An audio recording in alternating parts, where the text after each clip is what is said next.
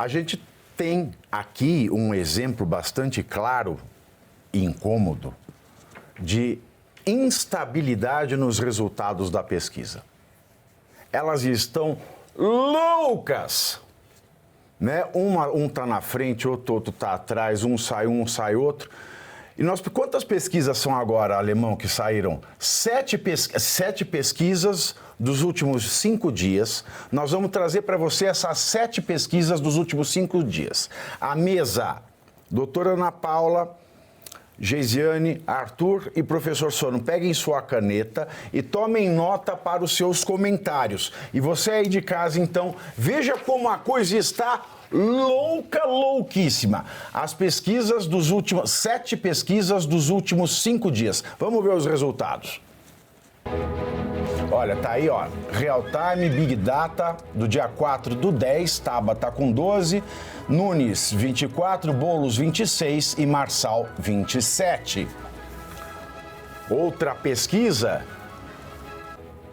é o do Datafolha do dia 3. Nela, Tabata aparece com 11, Nunes 24, Marçal 24 também e Boulos 26%. A próxima pesquisa que a gente analisou é a do Instituto Veritá, do dia 3, ontem. Nela, Tabata aparece com 7,8% dos votos, já Nunes aparece com 20,4%, Boulos com 26,2% e o candidato Pablo Marçal com 34,1% dos votos. Outra pesquisa analisada da Paraná Pesquisas, que nós acabamos de falar aqui com o Murilo Hidalgo, que é presidente desse instituto. Para o Paraná Pesquisas, Tabata tem 8,9%, Marçal aparece com 22,5%, Boulos com 25% e Nunes com 27% das intenções de voto. Já a futura do dia 1º mostra Tabata com 9,4%, Boulos com 20,1%, Marçal com 26,8% e Nunes com 26,9%. E por fim, a Atlas Intel, do dia 30. Nessa pesquisa, Tabata apareceu com 11,9%, Nunes com 22,9%, Marçal com 25% e Boulos com 28,4%. Não, tem mais uma, essa foi a sexta. A última, então, que nós analisamos foi a da Quest, do dia 30 de setembro. Tabata com 11%, Marçal com 21%, Boulos com 23% e Nunes com 24%. Essas são as variações e cabe lembrar também que existem casas de aposta, né, quando se trata de eleição. E as casas de aposta, o que eu tenho observado nessa última semana, Arthur, foi uma queda acentuada do Nunes. Nas casas de aposta, o Nunes chegou a ter quase 70%, né? Dado como vencedor por 70% dos apostadores. Vencedor da eleição, não? Da eleição, não segundo da turno. eleição, Tá. Né? A casa de aposta fala assim, quem é que vai ganhar? A pergunta é essa. Ele chegou a ter 68% de apostas. E agora ele está abaixo do Pablo Marçal, que era o terceiro da casa de aposta. Porque, na verdade, Pavinato, segundo as últimas pesquisas, aumentou a possibilidade do Nunes não ir ao segundo turno. Porque olha o que é curioso nessa eleição aqui de São Paulo. Quem tem a menor rejeição, segundo todas as pesquisas, isso é unânime, é o Nunes. Portanto, o Marçal... Tabata tem mais rejeição Não, que o estou considerando Nunes? só os 3 principais, que têm, de fato, chance de ir para o segundo turno, né? O Boulos e o Marçal têm rejeição elevada. A professora Dorinha, como que é a candidata do PSTU? Tem? Tem? Deve ter, né? Não sei. Sei lá, então vai bobagem. Boulos e Marçal, os dois têm rejeição elevada. O Nunes tem rejeição mais baixa. Por isso que em todas as simulações de segundo turno, o Nunes ganha, tanto do Marçal quanto do Boulos. Então era natural que nas casas de aposta o Nunes fosse o favorito. Porém, aumentou a possibilidade do Nunes não ir ao segundo turno, de termos o segundo turno entre Boulos e Marçal. Por isso que caiu o nome de Nunes nas casas de apostas. Professor Marcelo Suano. Sim. Estou esperando a pergunta, porque são 3 coisas. A eleição, eu falo o que você quiser, apostas e a questão das pesquisas, né? A primeira das perguntas, que seria das eleições, quem poderia ganhar, realmente está muito difícil você fazer uma afirmação concreta. Isso aí é quase feitiçaria, qualquer um que possa falar. Por quê? Porque você tem um candidato que está se apresentando com a máquina, com uma boa estratégia, uma boa metodologia, uma boa propaganda e se apresenta de alguma maneira equilibrado, que é o Nunes.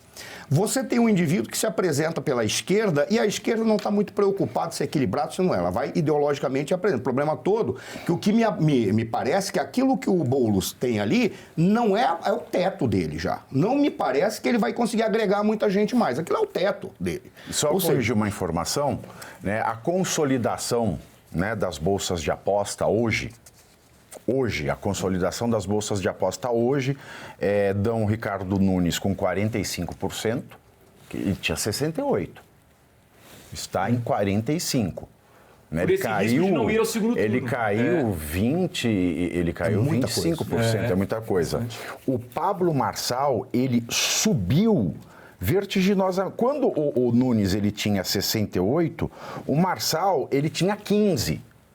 Hoje ele aparece em segundo nesse consolidado com 31% e o Boulos em terceiro com 23%. Mas isso decorre do terceiro, que é o que eu falo, que é o Marçal. O Marçal, ele entendeu melhor o que está acontecendo hoje no Brasil e em São Paulo especificamente. Primeiro, São Paulo não representa aquilo que é o eleitorado do Estado de São Paulo, que ele é mais tranquilo, ele quer posturas mais racionais. Não, São Paulo é polarizado, como é o Brasil. São Paulo, sim, é um embate entre 2 polos, sempre foi isso. E o Marçal entendeu isso de uma maneira muito clara e fez uma estratégia que é uma estratégia muito inteligente e tende a ser vitoriosa desde que ele não escorregue nas cascas de banana que ele mesmo lança, que é o que ele fez em determinados momentos. Ele saiu escorregando em várias cascas de banana. E aí, nós temos esses 3. Então, quando você olha, a perspectiva me apresenta que tem que ser levada em conta dentro daquilo que, por exemplo, as pesquisas que nós mostramos aqui, elas não trabalham. Não foi apresentado qual é o grau de rejeição. Como é que você está trabalhando metodologicamente para verificar a margem de erro?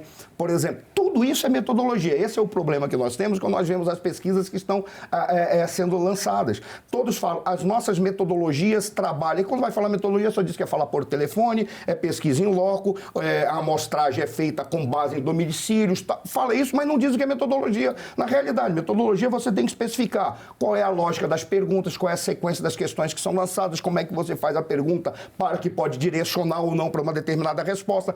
Tudo tem uma lógica do questionamento que deveria estar na metodologia, o que pode levar, sim, a um direcionamento do eleitorado. Esse é o grande problema que talvez leva alguns parlamentares, o Ciro Nogueira neste momento, a dizer, mas como é que pode ter uma distorção tão grande? Alguém falar que um vai ganhar com 30% de diferença, já aconteceu no Rio Grande do Sul.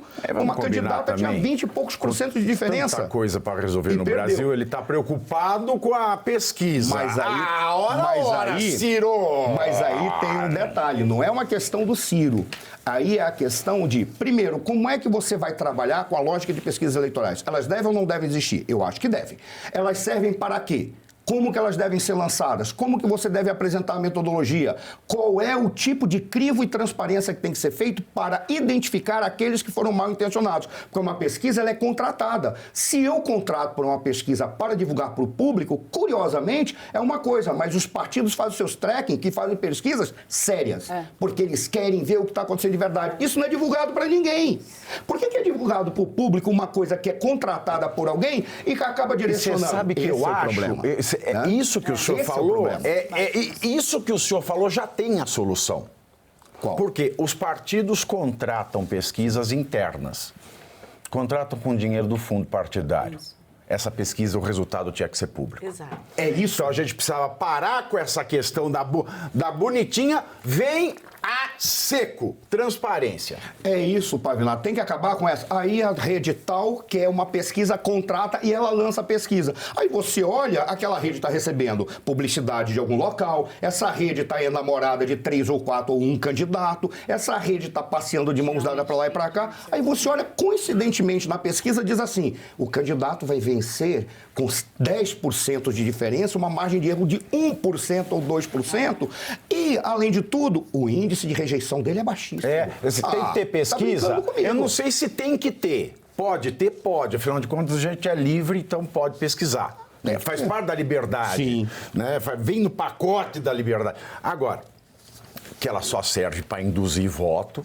E se ela é feita com má fé, esse é o problema. Esse é o problema. Identificar má fé se foi para induzir voto. Porque aí você tem que verificar aqueles, desculpa, já vou terminar, aqueles candidatos, por exemplo, aqueles eleitores que, por exemplo, não acompanham o debate, aqueles que estão receosos, aqueles que conversam com um amigo, fala, vai nesse aí que ele já vai ganhar de qualquer jeito. Ele teve aqui na semana passada com uma carreada de gente aqui dizendo que vai resolver os nossos problemas. O cara, é mesmo? Vai ganhar? Dane-se. Ou então o voto útil, mas você já vai perder o cara que eu quero. Por exemplo, muita gente queria votar na Marina. Mas as pessoas acham que ela não é voto útil. Eu conheço muitas pessoas que falam, não vou poder votar nela, porque não vai ser meu voto, não vai ser útil. Aí a gente fica pensando. E aí, como é que aconteceu da Tabata aparecer e a de uma hora ela começa a alavancar? A Tabata é o quê? Esquerda, direita? A capitalista? é o dinheiro que fala ali, meu querido. Ali é Ambev, ali é Lehman, ali é Fundação dos Clube dos Bilionários. Ô, Pavinato, queria dar uma informação para a Geise, para ela comentar. Mentira, você quer falar. Não, o que eu fiz? Uma informação a gente Geise. colocou 7 pesquisas, certo? 7 pesquisas. O que eu fiz? Porque é cabalístico. Então, eu tirei a média. Eu tirei a média das 7. Porque assim, já que tem 7, são Você é 6 bom países. com número, né? Você devia trabalhar com isso aí. Então, mas eu trabalho com isso. Vamos lá. Na média das 7 pesquisas, em primeiro lugar está Marçal, com 25,8%. Em segundo, Boulos, com 25,1%. E em terceiro, Nunes, com 24,2%. Ou seja, na média... Tá tudo empatado. Tá empatado. Na média, na margem de erro... É isso. Na margem de erro, a gente tá... Lembra da Porta dos Desesperados, do Sérgio Malandro, doutora Ana Paula? Lembro. Lembra? A Porta dos Desesperados. Você tinha 3 portas. Era. Uma tinha o brinquedo da criança. Ali, um beijo pra Mary Malandro, que assiste a Mary Malandro assiste a gente, ela é muito legal. Tem uma porta, tem um brinquedo. Nas outras duas, tem um monstro! Aí você tem que ir lá... É a Porta dos Desesperados, a eleição de São Paulo. 3 candidatos empatados Dentro da média. em primeiro lugar.